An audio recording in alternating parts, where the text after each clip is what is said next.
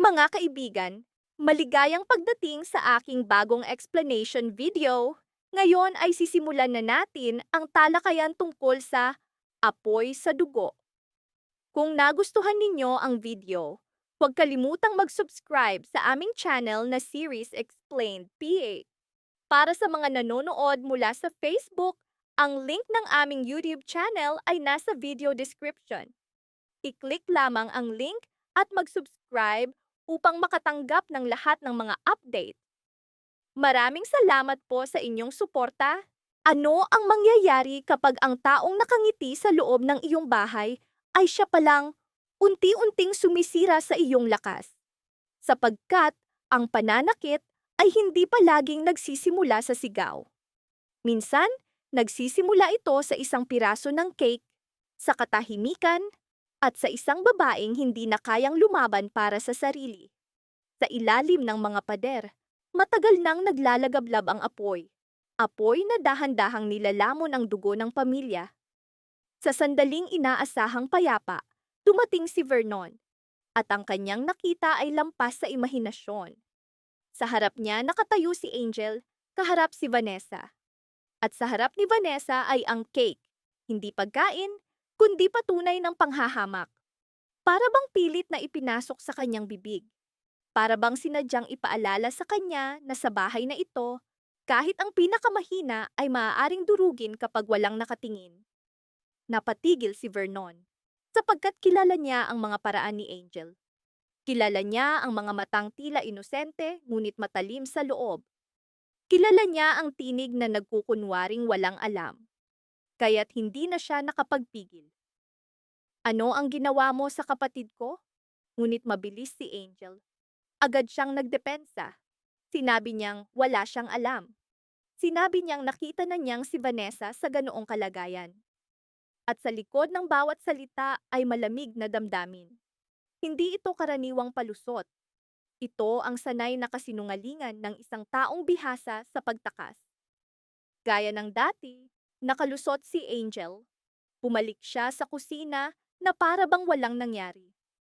Para bang ang eksenang naiwan sa sala ay hindi emosyonal na krimen, kundi maliit na gulong na dapat kalimutan. Ngunit hindi nakalimot si Vernon. Dahan-dahan siyang lumapit kay Vanessa. At doon, mas naging malinaw ang bigat ng sitwasyon. Sa mukha ni Vanessa ay hindi lamang cake. Naroon ang hiya, sakit, at galit na hindi niya maipahayag dahil sa kanyang kalagayan. Alam niyang inaabuso siya. Alam niyang may gumagawa ng mali sa kanya. Ngunit ang kanyang katawan, tinig, at sitwasyon, lahat ay kanyang bilangguan. Iyon ang pinakamasakit.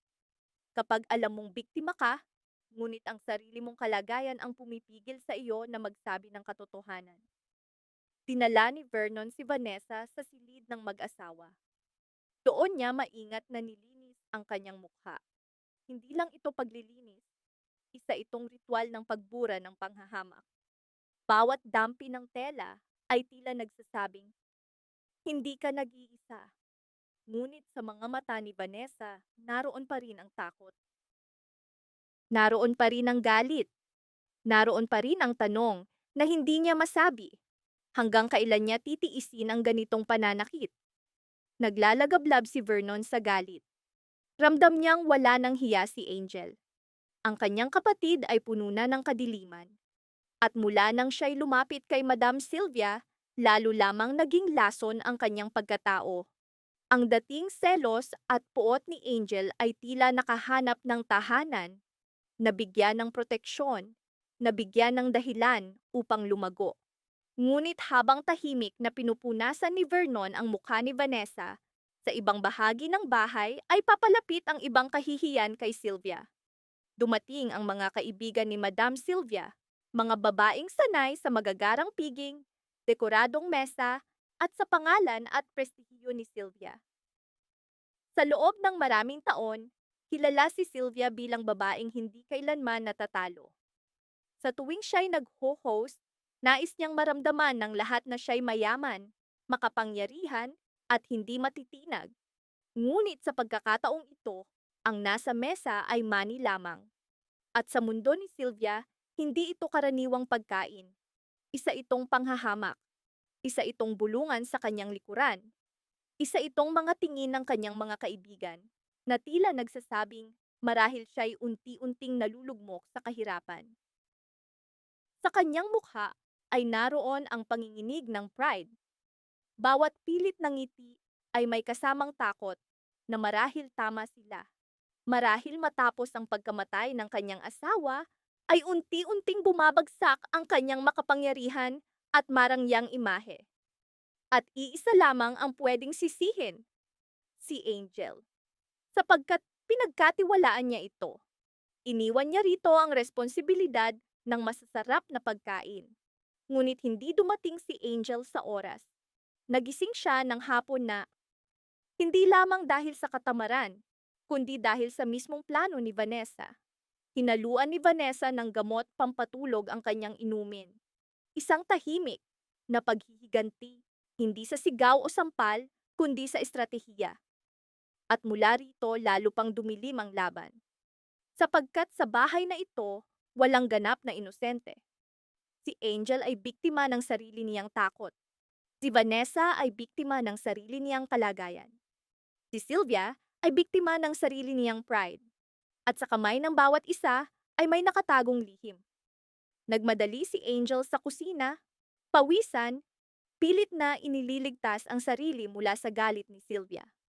Una niyang inilabas ang prutas, at sa isang sandali, muling bumalik ang mga ngiti sa mukha ng mga bisita. Inakala nilang marahil hindi pa lubos na bumabagsak si Sylvia sa kahirapan. Marahil may maipapakita pa ang bahay na ito.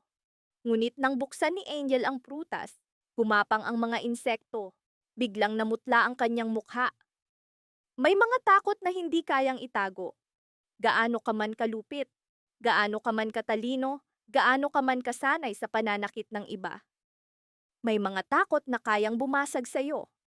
Para kay Angel, ang mga insektong iyon ang bumasag sa kanyang maskara. Sa harap ng mga bisita ni Sylvia, sa mismong bahay na nais ipakita bilang elegante at matatag, bigla siyang gumuho sa takot. Hindi ito karaniwang takot. Para bang muling bumukas ang mga sugat ng nakaraan. Bawat galaw ng mga insekto ay nagbalik ng kanyang mga bangungot. Nawala ng kontrol ang kanyang tinig. Nanginig ang kanyang katawan. Ang babaeng, nagkunwaring matapang ay biglang naging parang bata, hinahabol ng sariling mga takot. Nataranta ang mga bisita, nadismaya, nagulat. Isa-isa silang umalis, dala ang bagong tsismis. Mas masahol pa sa kahirapan. May baliw na babae sa bahay ni Sylvia. At para kay Sylvia, iyon ang pinakamalaking kahihiyan. Hindi lamang napahiya si Angel, kundi ang imaheng matagal niyang binuo, ang pangalang pilit niyang pinrotektahan, ay nadungisan sa harap ng mga taong nais niyang mapahanga. Sa galit, binuhusan siya ni Sylvia ng malamig na tubig. Hindi lamang upang gisingin siya, kundi upang ipakita na sa bahay na ito, kapag naging sanhi ka ng kahihiyan, itatapon ka na parang dumi. Sinubukan ni Angel na magpaliwanag. Sinabi niyang may takot siya sa mga insekto na hindi niya sinadya. Ngunit para kay Sylvia, wala nang halaga ang mga paliwanag. Sapagkat para sa mga taong nakatayo sa kontrol at reputasyon, ang mga pagkakamali ay hindi lamang pagkakamali, ito'y pagtataksil. Sa sandaling iyon, nagpasya si Sylvia, itataboy si Angel palabas ng bahay. Sa unay tila natalo na si Angel. Dumating na ang hustisya. Isa sa mga sanhi ng pagdurusa ni Vanessa ay mawawala na. Ngunit hindi pa tapos si Angel, sapagkat ang taong marunong gumamit ng takot ng iba ay marunong ding hanapin ang kahinaan ng makapangyarihan. At kilala ni Angel ang kahinaan ni Sylvia, si Mikay, ang kanyang apo. Ang batang minahal ni Sylvia na parang sariling buhay, ang tanging nakapagpapalambot sa kanyang matigas na puso. Kaya't ginamit ni Angel si Mikay. Hindi lamang ginamit ang bata bilang palusot, kundi bilang susi upang manatili sa bahay. At dito, lalo pang dumilim ang kwento.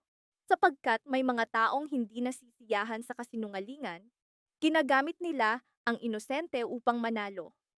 Nang gabing iyon, biglang nawala si Mikay. Nagbago ang hangin sa loob ng bahay. Bawat sulok ay tila bumubulong. Bawat hakbang ay may dalang takot. Lahat ay naghanap kay Mikay. Hindi mapakali si Vernon. Nanginig sa takot si Sylvia. Halos mabaliw sa pag-aalala si Vanessa. Para kay Vanessa, hindi ito aksidente. Alam niya, naramdaman niya.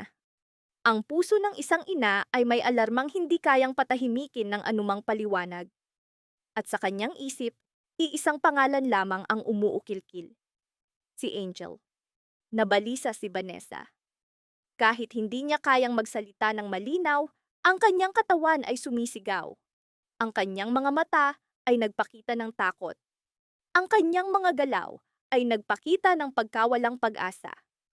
Sapagkat ang pinakanakakatakot ay hindi lamang siya ang ginagamit, kundi pati ang kanyang anak ay ginamit bilang paghihiganti. Ito ang tunay na bangungot ng isang ina. Hindi ang pagkawala ng pera, hindi ang kahihiyan, kundi ang takot. Nasaan ang kanyang anak kapag alam niyang may isang taong gagawin ng lahat para sa paghihiganti? Lahat ay naghanap kay Mikay. Kumalat ang kaguluhan. Walang malinaw na sagot. At sa gitna ng kaguluhan, nagsalita si Angel. Sinabi niyang alam niya ang isang lugar kung saan maaaring naroon si Mikay. Pansinin ito, kung wala siyang alam, paano agad niyang nalaman kung saan hahanapin? Kung inosente siya, bakit tila handa na siya? Doon dapat nag-alala ang lahat. Mabilis siyang pumunta sa lugar na iyon. At para bang planado, lumitaw si Mikay doon. Buhay, ligtas. Ngunit sa kanyang mga salita ay may kahilingang mas matalim pa sa anumang kutsilyo. Niyakap siya ni Sylvia. Ngunit sa yakap na iyon, sinabi ni Mikay na siya'y malungkot dahil ang mahal niyang Tia Angel ay palalayasin sa bahay. Ayaw niyang umalis si Angel. Nakiusap si Mikay sa kanyang lola na huwag palayasin si Angel. At sa sandaling iyon, nagtagumpay si Angel. Hindi siya sumigaw, hindi siya totoong umiyak, hindi siya lumuhod upang magmakaawa, sapagkat isang bata ang lumuhod para sa kanya sa harap ng kanyang lola. Agad na bumigay si Sylvia kay Mikay. At sa sulok, nagtago si Angel ng ngiti. Ngiting hindi dapat nakita ng sinuman. Ngiting nagsasabing, natalo ko kayo? Tulad ng tahimik na apoy, kumalat ito sa buong bahay. Ibinalik ni Angel ang kanyang mga gamit sa silid. Halos tumatalon siya sa tuwa. Ramdam niyang hindi lamang siya nakaligtas, kundi nakapaghiganti. At ang unang taong nais niyang saktan matapos ang kanyang tagumpay ay si Vanessa. Ang ilang tagumpay ay hindi ipinagdiriwang ng matatapat na tao. Ngunit para kay Angel, ang pananatili sa bahay ni Sylvia ay hindi lamang kaligtasan. Isa itong patunay na mas matalino siya kaysa sa lahat. Mas mabilis, mas mapanganib, at higit sa lahat, malapit na siyang kontrolin ang lahat ng nasa paligid ni Vanessa. Bumalik si Angel kay Vanessa, dala ang ngiting hindi na niya kailangang itago. Sa harap ni Vanessa, pilit na ipinagtatanggol ang sarili, muling lumitaw ang tunay na mukha ni Angel. Ipinuwersa niya ang mukha ni Vanessa pababa. Hindi lamang ito pisikal na pananakit. Isa itong mensahe. Paalala, na gaano man siya muntik ng mapalayas, gaano man siya muntik ng mahuli, palagi siyang may paraan upang makabalik. At naroon si Vanessa, puno ng sakit, puno ng galit, ngunit nakagapos ng kanyang kalagayan. Ang kanyang katahimikan ay hindi kahinaan. Isa itong bilangguan, trauma, takot, at kalagayang ginamit ng iba upang siya'y magmukhang kahina-hinala. Kung ikaw si Vanessa, hanggang saan mo kayang tiisin ang isang taong araw-araw kang binabasag? Ngunit hindi nagtagal bago may nakakita. Dumating si Marco, at sa isang iglap, nakita niyang sinasaktan ni Angel si Vanessa. Sumabog ang kanyang galit. Hindi niya kayang tiisin ang nakikita sa kanyang harapan. Bakit mo sinasaktan ang kapatid ko? Sa tanong na iyon ay naroon ang bigat ng isang kapatid. na hindi kayang panoorin ang sariling dugo na tinatapakan. Naroon ang galit, sakit, at pagkakasala rin. Sapagkat ilang beses na bang nangyari ito nang hindi nakikita? Ilang beses na bang napilitang manahimik si Vanessa habang ang iba ay naniniwala sa mga kasinungalingan ni Angel? Ngunit mabilis muli si Angel. Sinabi niyang hindi niya sinasaktan si Vanessa, kundi ipinagtatanggol ang sarili. Ipinahayag niyang muntik na siyang atakihin ni Vanessa. At dito lumitaw ang tunay na manlilinlang. Hindi niya kailangang burahin ang katotohanan. Kailangan lamang niyang baligtarin ito, gawin ang biktima bilang salarin at ang sarili bilang walang laban. Para kay Vanessa, hindi ito aksidente. Alam niya, naramdaman niya. Ang puso ng isang ina ay may alarmang hindi kayang patahimikin ng anumang paliwanag. At sa kanyang isip, iisang pangalan lamang ang umuukilkil. Si Angel. Nabalisa si Vanessa. Kahit hindi niya kayang magsalita ng malinaw, ang kanyang katawan ay sumisigaw. Ang kanyang mga mata ay nagpakita ng takot. Ang kanyang mga galaw ay nagpakita ng pagkawalang pag-asa. Sapagkat ang pinakanakakatakot ay hindi lamang siya ang ginagamit, kundi pati ang kanyang anak ay ginamit bilang paghihiganti. Ito ang tunay na bangungot ng isang ina, hindi ang pagkawala ng pera, hindi ang kahihiyan, kundi ang takot na saan ang kanyang anak kapag alam niyang may isang taong gagawin ang lahat para sa paghihiganti. Lahat ay naghanap kay Mikay. Kumalat ang kaguluhan. Walang malinaw na sagot. At sa gitna ng kaguluhan nagsalita si Angel. Sinabi niyang alam niya ang isang lugar kung saan maaaring naroon si Mikay. Pansinin ito. Kung wala siyang alam, paano agad niyang nalaman kung saan hahanapin? Kung inosente siya, bakit tila handa na siya? Doon dapat nag-alala ang lahat. Mabilis siyang pumunta sa lugar na iyon. At para bang planado, lumitaw si Mikay doon. Buhay, ligtas. Ngunit sa kanyang mga salita ay may kahilingang mas matalim pa sa anumang kutsilyo. Niyakap siya ni Sylvia, ngunit sa yakap na iyon sinabi ni Mikay na siya'y malungkot dahil ang mahal niyang Tia Angel ay palalayasin sa bahay. Ayaw niyang umalis si Angel. Nakiusap si Mikay sa kanyang lola na huwag palayasin si Angel. At sa sandaling iyon, nagtagumpay si Angel. Hindi siya sumigaw, hindi siya totoong umiyak, hindi siya lumuhod upang magmakaawa, sapagkat isang bata ang lumuhod para sa kanya sa harap ng kanyang lola. Agad na bumigay si Sylvia kay Mikay. At sa sulok, nagtago si Angel ng ngiti. Ngiting hindi dapat nakita ng sino man. Ngiting nagsasabing, natalo ko kayo. Tulad ng tahimik na apoy, kumalat ito sa buong bahay. Ibinalik ni Angel ang kanyang mga gamit sa silid. Halos tumatalon siya sa tuwa. Ramdam niyang hindi lamang siya nakaligtas, kundi nakapaghiganti. At ang unang taong nais niyang saktan matapos ang kanyang tagumpay ay si Vanessa. Ang ilang tagumpay ay hindi ipinagdiriwang ng matatapat na tao. Ngunit para kay Angel, ang pananatili sa bahay ni Sylvia ay hindi lamang kaligtasan. Isa itong patunay na mas matalino siya kaysa sa lahat. Mas mabilis, mas mapanganib, at higit sa lahat. Malapit na siyang kontrolin ang lahat ng nasa paligid ni Vanessa. Bumalik si Angel kay Vanessa, dala ang nangiting hindi na niya kailangang itago. Sa harap ni Vanessa, pilit na ipinagtatanggol ang sarili. Muling lumitaw ang tunay na mukha ni Angel. Ipinuwersa niya ang mukha ni Vanessa pababa. Hindi lamang ito pisikal na pananakit. Isa itong mensahe. Paalala na gaano man siya muntik ng mapalayas, gaano man siya muntik ng mahuli, palagi siyang may paraan upang makabalik. At naroon si Vanessa, puno ng sakit, puno ng galit, ngunit nakagapos ng kanyang kalagayan. Ang kanyang katahimikan ay hindi kahinaan.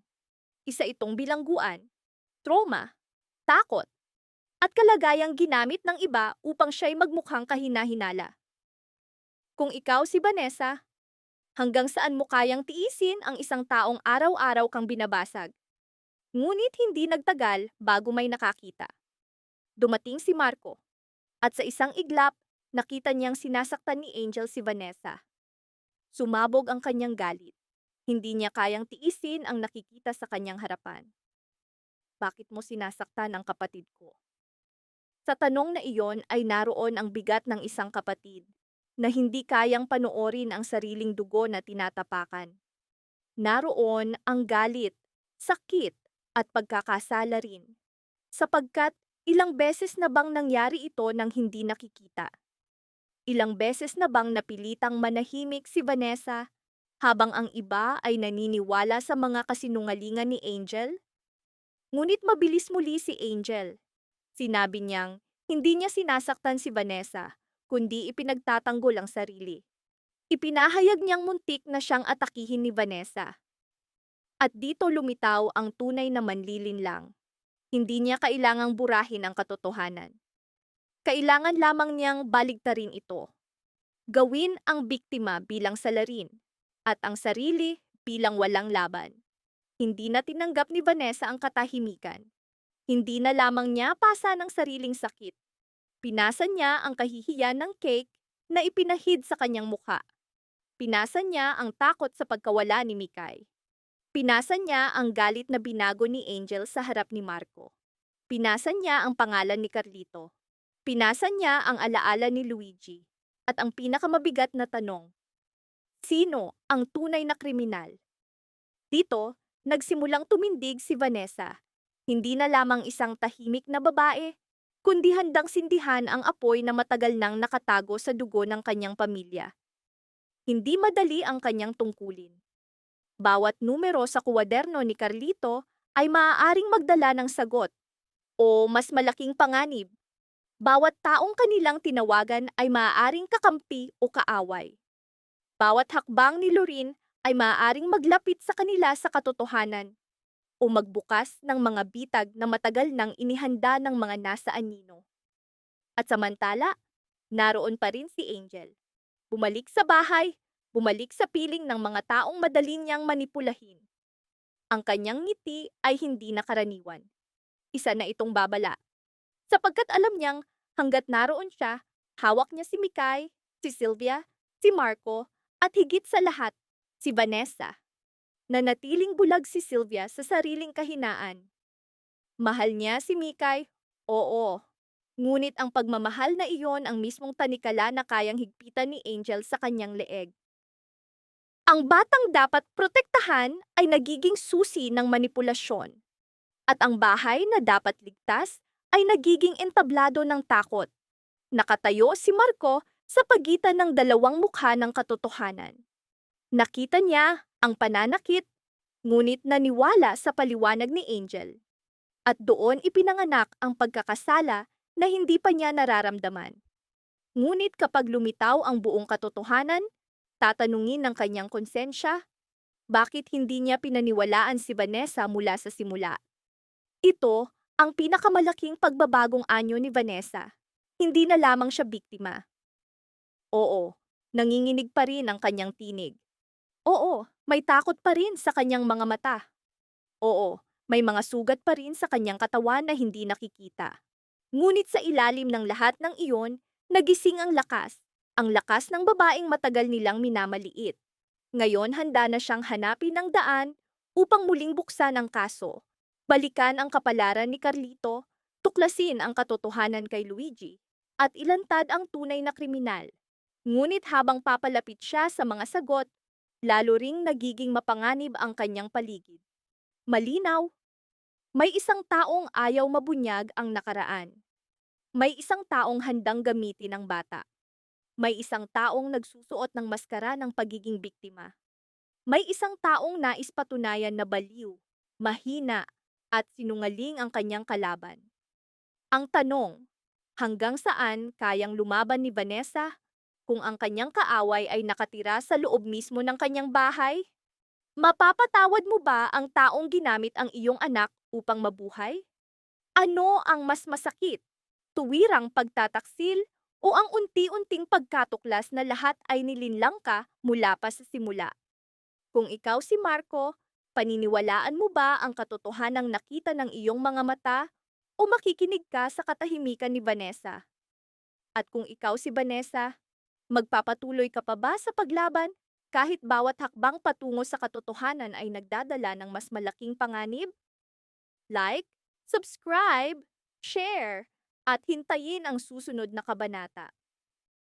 Sapagkat ang kasong matagal nang nakabaon ay muling humihinga. At kapag nabuksan ang huling pahahina ng kwaderno ni Carlito, marahil hindi lamang si Angel ang malalantad, kundi ang tunay na halimaw na matagal nang nagtatago sa likod ng pamilyang ito. Sapagkat madalas, ang apoy na tumutupok sa isang pamilya ay hindi nagsisimula sa galit, kundi sa mga sikreto na matagal nang nakabaon. Maraming salamat sa panonood ng buong video. Para mapanood ang susunod na episode explanation, huwag kalimutang mag-subscribe sa Series Explained PH channel.